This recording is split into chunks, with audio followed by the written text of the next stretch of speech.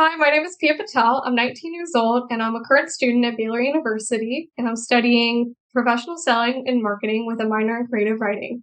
In my free time, I like to spend a lot of my time writing, reading, occasionally playing music, and of course, I love to walk my dog. In between short stories, I'm also working on a three-act standalone sci-fi novel that's about girls with ghosts and revenge. But this piece, Honeycrisp, is wildly different from that. It's a literary piece, and honestly, my very first attempt at literary fiction. One place where I get a lot of my inspiration, which is sort of wild, is I like to look at random stock photos on the internet and sort of see if I could build a story around a single opening image. So for this one, it was just this picture of these apples in really weird lighting that kind of made me interested to see if I could tell a story surrounding that. And I think the reason I picked Honeycrisp specifically is because my dad really, really likes Honeycrisp apples.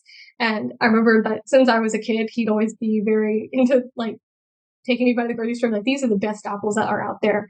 And so something about that made me very interested in telling a story surrounding a reverse genesis in a sense.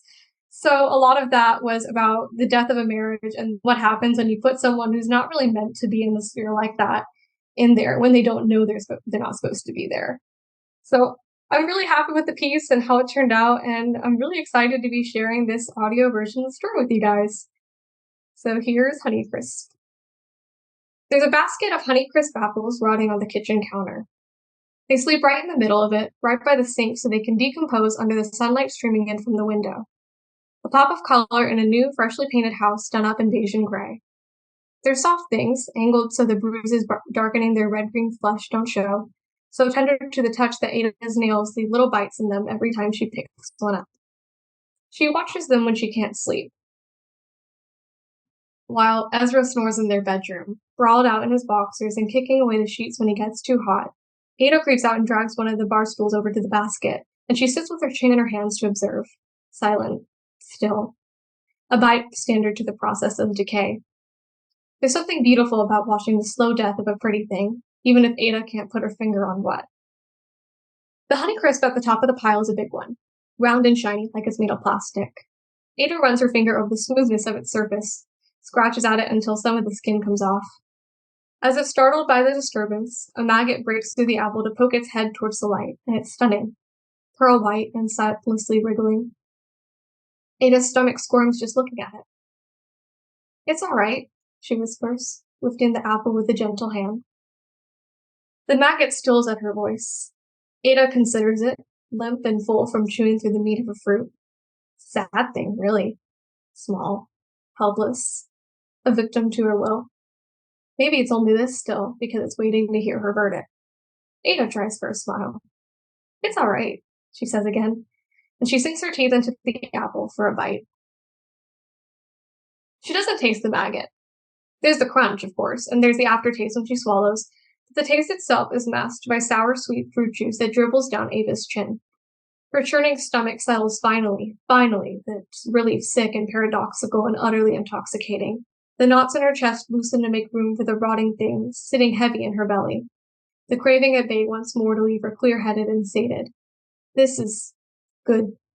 Safe. Ada wipes her mouth and pictures the maggot burrowing into her organs, pictures falling to her knees in the dirt and letting it eat her from the inside out. Something romantic about that, isn't there? Something almost religious. From dust she is made, to dust she'll return, and they'll find her decades later as nothing more than a cracked skull in the ground, worms nesting in her empty eye sockets. How perfectly circular to be consumed by the things at the bottom of the food chain. The thought is warm, woven in bright color through Ada's ribs. From the bedroom, Ezra calls her, sleep slurred and thick. Babe? Coming, Ada says, and she sets the apple back down in the basket, bitten side down. In the morning, Ezra kisses Ada awake. It's this new thing he's been doing lately, ever since they got everything moved into the house. When they have a lazy Saturday with no work or church to demand attention from either of them, he likes to lay in bed with Ada and press open-mouthed kisses to her lips, his arms snaked about her waist. Ada opens her eyes to an up-close view of the freckles on his cheeks, to his large, tanned hands stroking through her blonde curls and catching in the tangles. The sun makes the flecks of hazel in his eyes sparkle. Ada supposes it's nice. Romantic. It's a normal, newlywed thing to do. They're supposed to be wrapped up in each other like this, aren't they? Ezra's affection is only natural, so Ada shoves the rotten thing curdling in her stomach to the side and smiles against his too wet, too warm lips. Morning, rasped, scratchy and low, and all Ada can think about is the foul smell on his breath. You were up late. Sleep okay? He doesn't say it like an accusation, but she knows what he means. He wants to know if Ada's been taking her meds, if she's got herself under control, or if she needs him to take her to the doctor and have her dosage increased. To him, it's all perfectly black and white. To him, it's her meds keeping her anchored to her personhood so she doesn't go off the deep end trying to tear herself to pieces. Ada knows better. The meds are as good as sugar pills. It's up to her to make herself work right. She gives him a nod. I just got out for water. Slept fine after. Ezra hums, quiet and contemplative for a long moment. Then, wistful, almost as if to himself, time to dream again. He steals another kiss from Ada. The baby, little boy named Isaac. Ada's blood turns frigid against her will. God, of course it's the baby. It's always the fucking baby with Ezra. Always, no. She can't think that way. It's wrong. Immediately she tries to kill the thought, guilt churning in her gut.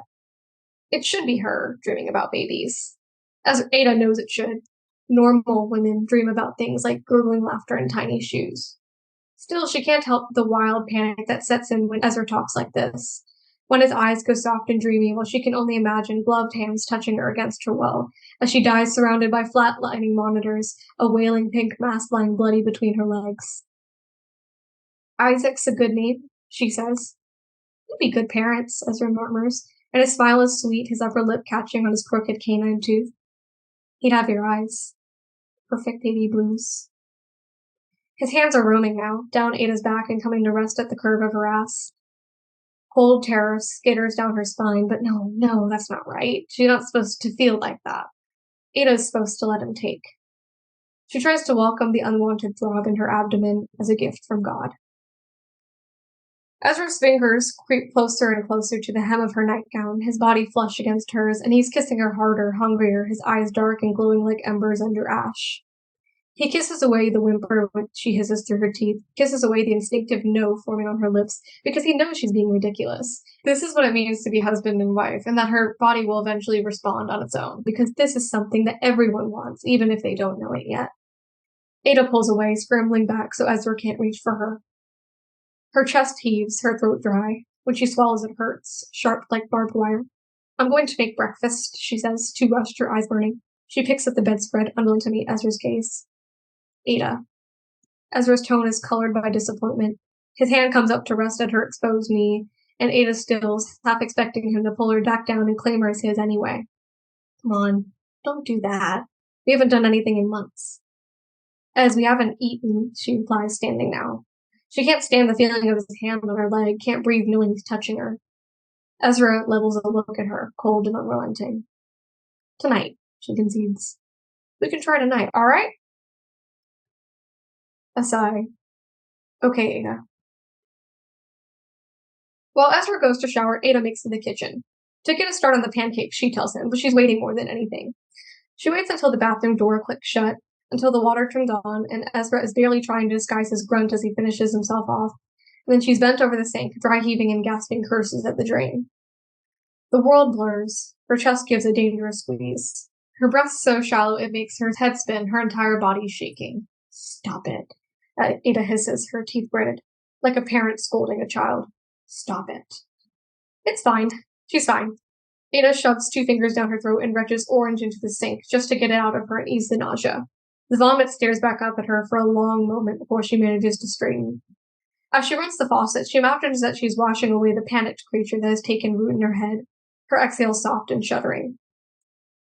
The shower is still running. Ada still has time. Slowly, she reaches for one of her Honeycrisps, her fingers curling around the unfinished one from last night. It tastes like control when she sinks her teeth into it. The flavor bursts on her tongue, sharp enough to make her shudder. Just needs to settle, she thinks, her eyes squeezed shut. She just has to let her body settle down again. Sometimes she fantasizes about coming down with food poisoning from eating so many dying things. There's an allure to the idea of forcing her body into submission. If she's sick enough, maybe, then she'll be able to handle it when Ezra tries to touch her, and they can be the couple they're supposed to be. They can have everything. apple pie in church on Sundays and smiling cherubic children. The craving for it gnaws at Ada's chest. Ada's done with the apple by the time Ezra walks into the kitchen, his hair wet and his cheeks pink. She leaves the quarter brought in the trash and tosses him a bright, cheerful smile. Hey, she says, reaching for a pan. You want chocolate chips in your pancakes? Ezra doesn't answer. His eyes are in the basket by the sink. Those look like they're going bad. We should throw them out, shouldn't we? He asks, tentative, a shade too deliberate for the edge to the words to go over Ada's head. It's not something he should notice. Ezra doesn't eat the apples. Ezra doesn't even like fruit. His diet is all chicken sandwiches and protein shakes that probably taste like chalk powder. The apples are Ada's, and this is an unspoken rule. Her sickness, her perfect poison. He's still looking at the basket. Ada's fingers twitch. She imagines carving out his eyes with the spatula in his hand, imagines him sputtering and nodding frantically and choking that no, fine, he won't touch the apples, she can have this one thing. No, she says, instinctive, too panicked. Ezra's brows furrow. Ada clears her throat and grips the edge of the counter to keep the tremble out of her voice. No, we should plant them. We can have apple trees. I'll put them by the back door and take them out. Okay, Ezra murmurs.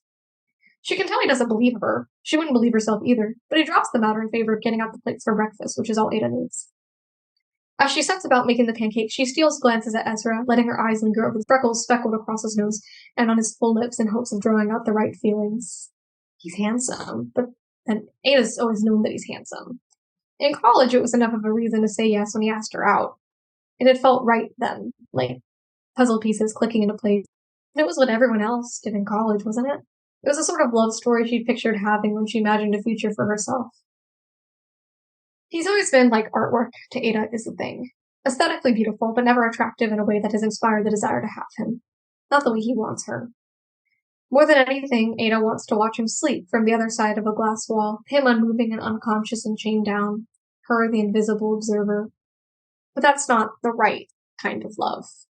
It's not the love that God ordained for her, so she lets Ezra do as he pleases with her instead. Ezra swoops down from behind her to kiss her cheek. I was thinking we'd do dinner, he says, against her skin, moving to peck at the corner of her mouth and the underside of her jaw. His arms wrap around Ada's midsection. She has to work not to go stiff in his arms. Some are fancy. What do you think? What's the occasion? Ada manages. No occasion, just for fun. His hands twitch lower for a half second and a whimper lodges itself in Ada's throat. I mean, it's about 6 months since the wedding if you want something official to celebrate. 6 months. The wedding feels like 10 years ago. Ada remembers it in blurred shapes, a farmhouse wedding that her mother arranged because everyone else was doing the same theme. Her father walked her down the aisle 2 weeks before she graduated.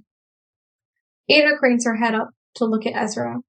He looks excited, and she owes it to him, doesn't she? She doesn't want the morning's disappointment to weigh on him, and maybe she can make it up to him after dinner. She can sneak apple slices into her purse and mix the rot with the wine. If she's lucky, she won't even remember giving herself over to him the next morning. Let's do it, she says, her lips curving upwards. It'll be fun. A 6-month anniversary. Maybe they'll give us free drinks. They whittle the rest of the morning and most of the afternoon away in broad, lazily drawn swaths of time. Ada cleans the bathroom and vacuums the house while Ezra goes out and grabs the groceries for the coming week. And when he's not looking, she grabs 2 Honeycrisps from the pile and cuts them into slices that she seals into plastic bags. She shoves the browning fruit into the depths of her purse. The sun sets, the Texas heat softening. Half an hour before they're supposed to leave, Ada slips into the little olive green dress that Ezra bought for her birthday, rings on her fingers, her heels strangling her feet. And with the rouge on her cheeks and the glitter on her eyelids, she's pretty the way Ezra likes. Her gold cross pendant is cold against the hollow of her throat. Ezra's eyes spark with something like hunger when she emerges from the bedroom. He clears his throat, fiddles with his wedding ring. You look nice, he says softly. That's the dress I bought. Yeah, Ada says, right. Yeah, I just thought it would look nice. You look beautiful, Ezra says, blushing, and it should feel like a victory, Ada thinks, but it makes fun of her hide instead. She's showing too much skin, but she's supposed to show skin, right? Ezra will like that. She digs her nails into her palms and bites down on her tongue until she tastes iron. She smooths down her skirt. Right, should we go? You made reservations, right? Ezra nods, swallowing hard, and leads her out to the car. The restaurant is, as promised, fancy. It's one of those new upscale places that takes 30 minutes of driving to get to, all dim light and waiters in suits, and airbrushed gold accents. Ezra and Ada find a table in a secluded corner right by the window, away from the big tables of the bar. An artificial candle flickers between them. I was thinking I'd order for us, Ezra says, peering down at the menu. Ada nods. Okay, she says, because she's not planning on eating anyway. She's got her Honeycrisps tucked away and ready for her to devour the second she can escape to the bathroom and snag a minute to herself. So Ezra waves over a waiter and orders the wine and the food, and Ada lets her attention drift. Beside them, someone is laughing.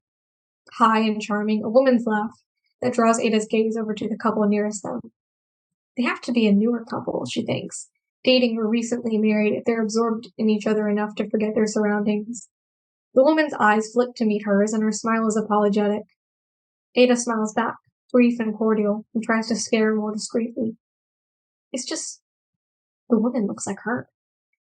Not exactly, obviously.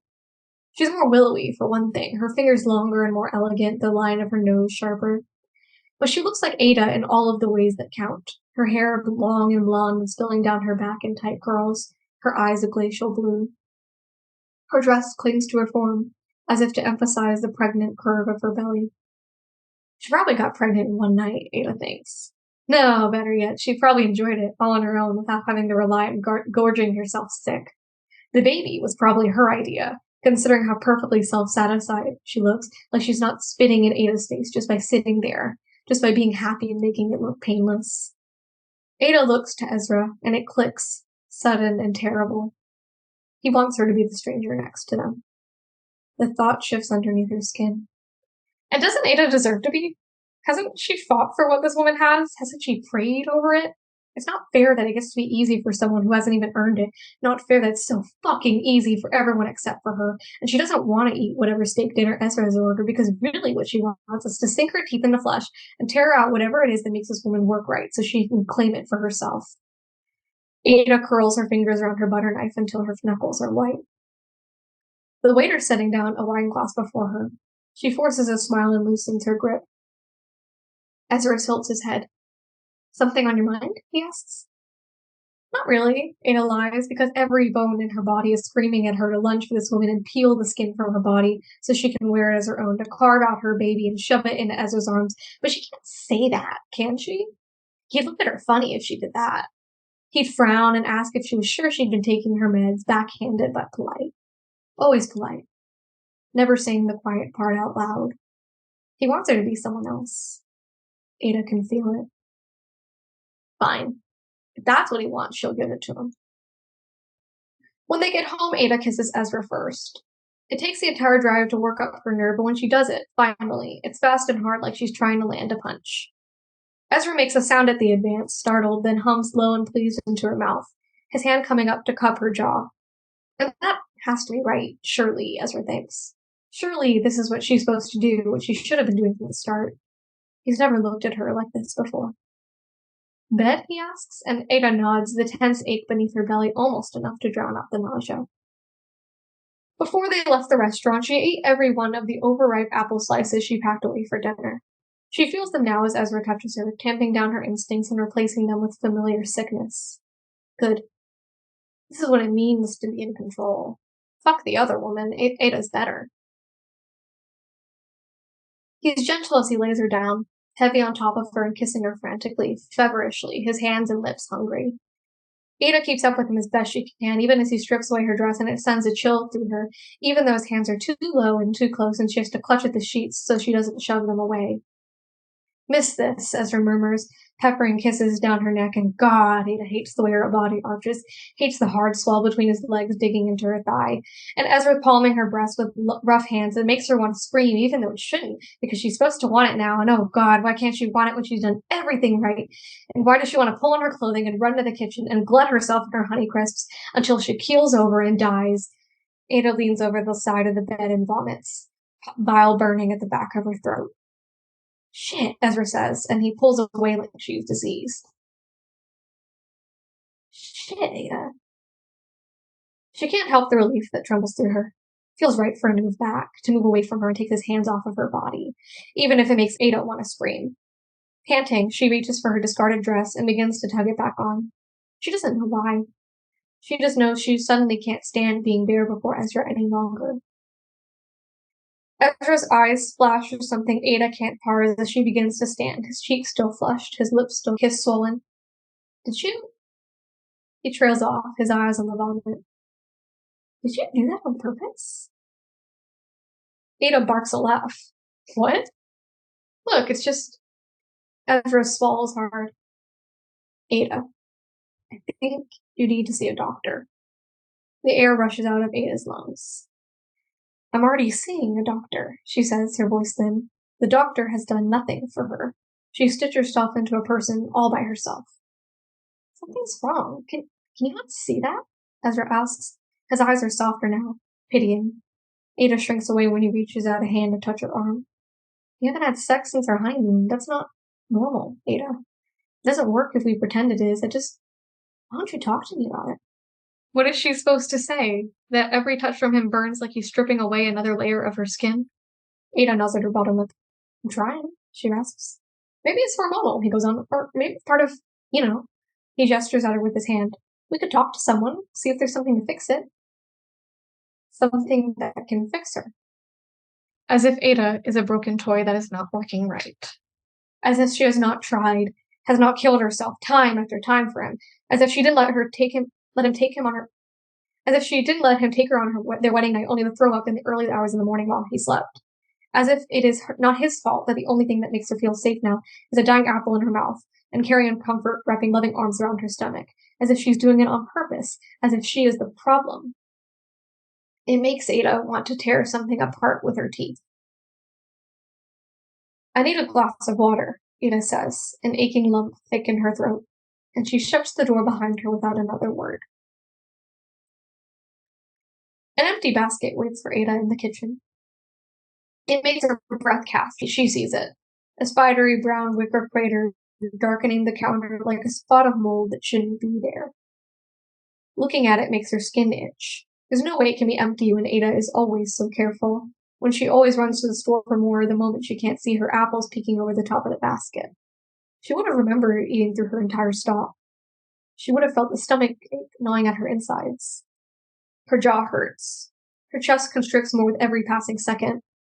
Ada scans the kitchen for signs, looks in the fridge and opens all of the drawers, checks the sink and peers into the trash can only to find apple peels. They're nearly to the brim of the can, limp with their right underbellies exposed to the light. Ada nearly makes a sound upon seeing them, her Honeycrisps, lying dead like a pile of bodies in a mass grave. Her fingers shake. Her stomach cramps. Did Ezra throw them out like he wanted to? Did he do it while she pulled on her dress and did her makeup so she'd look nice for him? Did he do it to hurt her? It's too late to go to the store now. Ada's eyes burn and she won't be able to think until she feels fruit dissolving on her tongue, and she needs to satisfy the hunger and the rot swirling together inside her. And why would Ezra do this? Why would Ezra do this to her? Why? Ada grabs a fistful of peels and shoves them into her mouth, instinctive, unthinking, already groping for more. The pieces squelch against her palm, cold and wet, and the only things in the world that matter to her right now. She doesn't know how she ends up on the floor with the trash can upended around her, chewing and chewing like it'll save her, chunks of fruit stuck between her teeth. It doesn't really matter, though. There's no distinction between Ada and the fruit and the bugs, and she is terrible and primal and so hungry that the feeling cleaves into her bone marrow. Around her the world is a whirl of red and brown and green, and it's perfect, nauseous and unending until Ezra's voice cuts through the frenzy, sharp and alarmed. Fuck, Ada. Ada looks up at him, dazed. Has he ever been this tall? He looks like a god of his own making when he's looming above her, the round lights shining from the ceiling casting a yellow halo around his head. The angles of his face are sharp and dangerous. His eyes are wild. Frightened. Wives, submit to your own husbands, as to the Lord. But he looks so startlingly human that Ada can't see him as anything worthy of her worship. He's just a man who can't take anything more from her than he has already. There's a knife in his hand. One of the little kitchen knives from the drawer, its handle black as ink. Ada, he says, and his lip trembles, and Ada keens a low sound between a laugh and a sob. That's enough. Let's go to bed. Ada recoils. No, she spits out, scrabbling at the cabinet so she can stand. He'll touch her as she goes to bed with him. She'll wake up with a screaming baby in her arms, and she can't have that. She doesn't want that. And she tried, okay? She's sorry, but she can't make herself want it anymore. Then I'm going to call the police. The hospital. Someone, Ezra says, the words punctuated by an awkward brandish of the knife. You need help, Ada. Real help. You can't stay here like this. I've done everything I can for you. Ada pictures a padded white room that sears her eyes, pictures pills mixed into her food, pictures a doctor's hands ghosting up her inner thigh. An animal sound bleeds out of her at the thought. And Ezra's reaching into his pocket for his phone now, and she can't let him. She can't put her in that kind of fucking cage after everything she has done to try to make herself perfect for him. So Ada grabs the knife by the blade, and she slashes it across Ezra's throat until all she sees is red, bright and shining like the skin of an apple. He sags into her arms, heavy, boneless and twitching, and looking up at her like he's waiting for judgment. His skin blanches, pearl white like marble, and he is clutching at her, blood bubbling on his lips. His chest heaves, perfect little wheezes sneaking out from between his parted lips. It's all right, Ada says, and she smiles, gentle, brushing the hair from his face as his eyes go glassy. God, but he's so pretty like this. Like a portrait, like artwork. Ada stares at him, her stomach still turning over and over and over with unfulfilled craving. Ezra's heart beats still beneath her hand, his body cradled in her arms like he's a child. It's all right, Ada whispers, and she leans her head down for a bite.